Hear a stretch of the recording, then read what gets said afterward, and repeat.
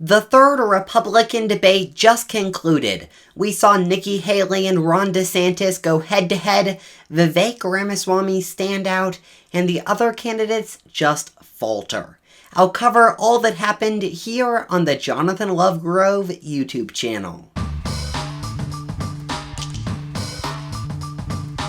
For the past two debates, I ranked the candidates on their performance, but this debate was a little bit different.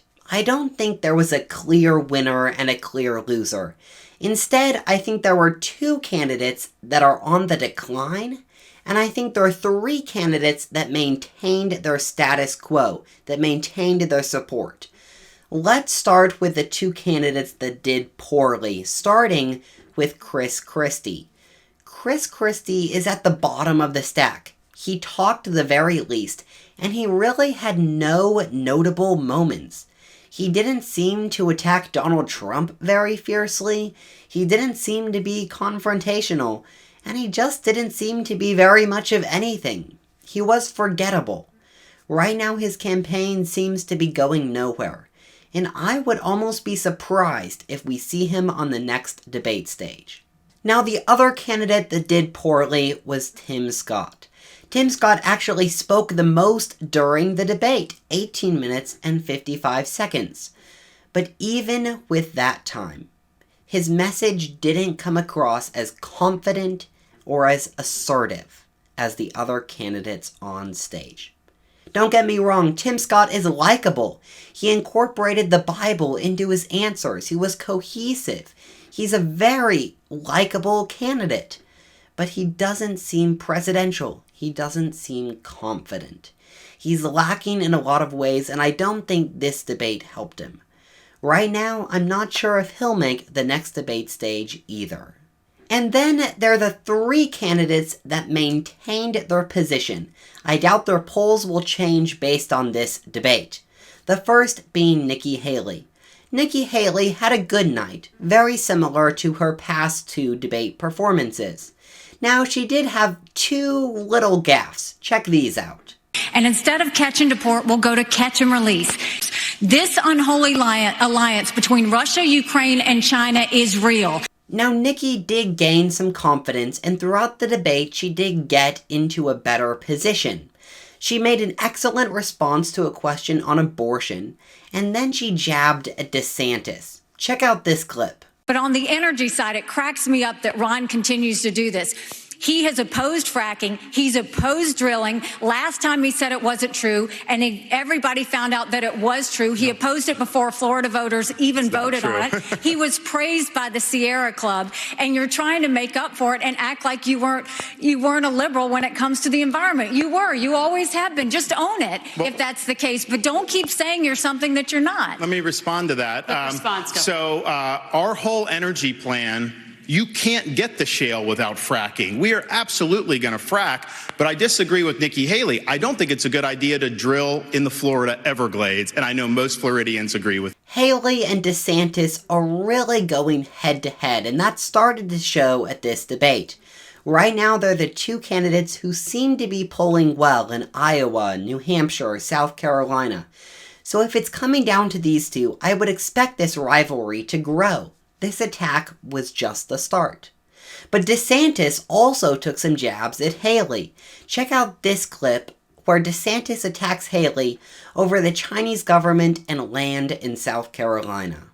I think the future of freedom is going to be determined in the Indo-Pacific. We have a strategy not just military, but decoupling from the economy and fighting them here at home with their cultural. Ambassador Haley said somehow I wasn't doing. She welcomed them into South Carolina, gave them land near a military base, wrote the Chinese ambassador a love letter saying what a great friend they were. That was like their number one way to do economic development. In Florida, I banned China from buying land in this state, and we kicked out on our universities, and we kicked the Confucius Institutes out of our universities. We've recognized the threat, and we've acted swiftly and decisively. Once again, it's no surprise to see these attacks. Right now, I don't think these specific attacks have made a big difference. I don't think they're changing much support, but we'll see how these attacks develop, change, how the messaging is altered for both of these campaigns as we get closer and closer to the Iowa caucus. Now, the moment you've been waiting for, let's talk about Vivek Ramaswamy, who was, in my opinion, by far the most interesting story of the night. He's a fascinating candidate to watch, and you never know what exactly is going to happen next. Now, Ramaswamy started his whole debate performance with an excellent note. Watch this opening. I think there's something deeper going on in the Republican Party here, and I am upset about what happened last night. We've become a party of losers at the end of the day. It was a cancer in the Republican establishment.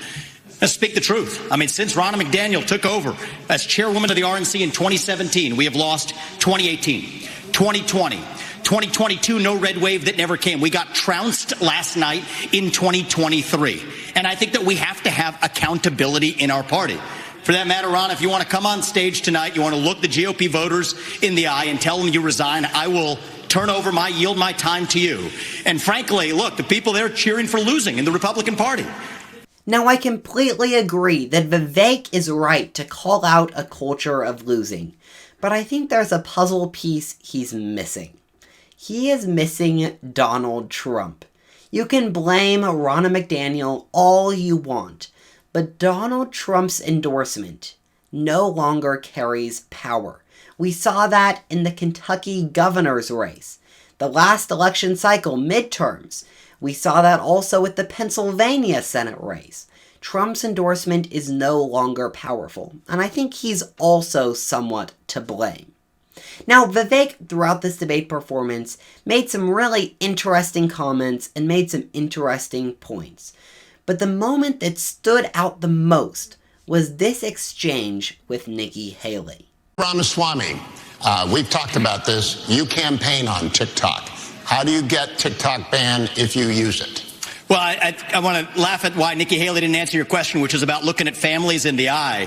In the last debate, she made fun of me for actually joining TikTok while her own daughter was actually using the app for a long time. So you might want to take care of your family first. Leave my daughter out of your voice. Adult daughter. The next generation of Americans are using it. And that's actually the point. You have her supporters propping her up. That's fine. Here's the truth. The easy answer is actually to say that we're just going to ban one app.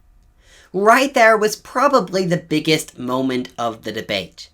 I do think we're seeing Vivek try to get back into that top tier. He's had a slump in the polls, and I do think he made some waves at this debate, but we'll see if the debate performance translates to any movement in the polls, or if Vivek continues to decline, this really could come down to Haley versus DeSantis. Well, everybody, that was the third Republican debate, another fascinating debate night. Stay tuned here on my channel for more analysis coming soon. We'll keep you updated all the way up to the Iowa caucus.